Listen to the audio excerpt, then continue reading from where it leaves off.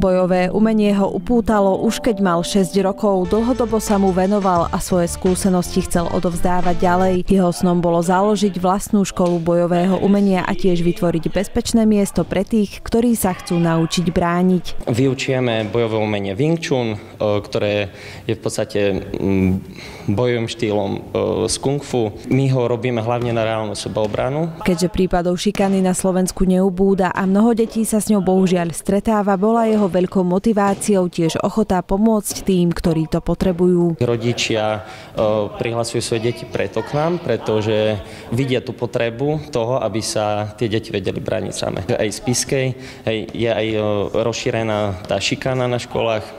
Robia sa rôzne programy, rôzne prevencie voči tomu, ale stále si myslím, aj ja osobne, to je môj osobný názor, že stále by sa mohlo robiť viac. Deti učí techniku sebaobrany, základné pohybové prvky, zoznamujú sa tu s gymnastikou či atletikou, no okrem fyzickej prípravy sa zameriavajú aj na tú psychickú. Pravidelne si robíme sedenia aj s deťmi, sa ich pýtam, či mali nejaký problém v škole alebo prečo sa prihlasili, a mnoho tých detí mali problém v minulosti, buď s napadnutím, so šikanou, a vo veľmi pozitívnych číslach sa po tom čase, čo k nám chodia, tak sa vedeli reálne obrániť tomu. Respektíve vedia, ako zareagovať v takých situáciách. Naučili sa tiež dokonca, ako takýmto situáciám predísť.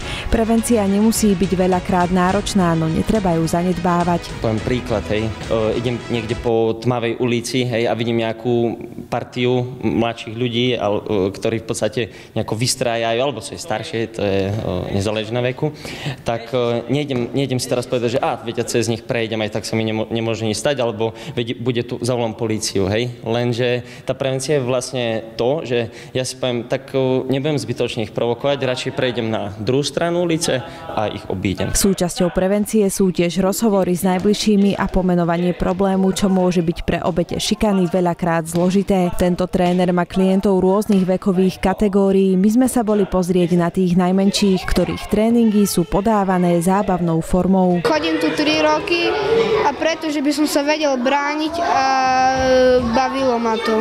Pretože niekedy ma škôlke šikanovali. Hrajeme také hry, cvičíme, hrajeme vybianu a zabava proste. Aj by si sa už vedel ubrániť? Vedel by som sa ubrániť. Bojujeme na podložkách a tak. Môžeme proti sebe bojovať. Aj si tu našiel nejakých kamarátov?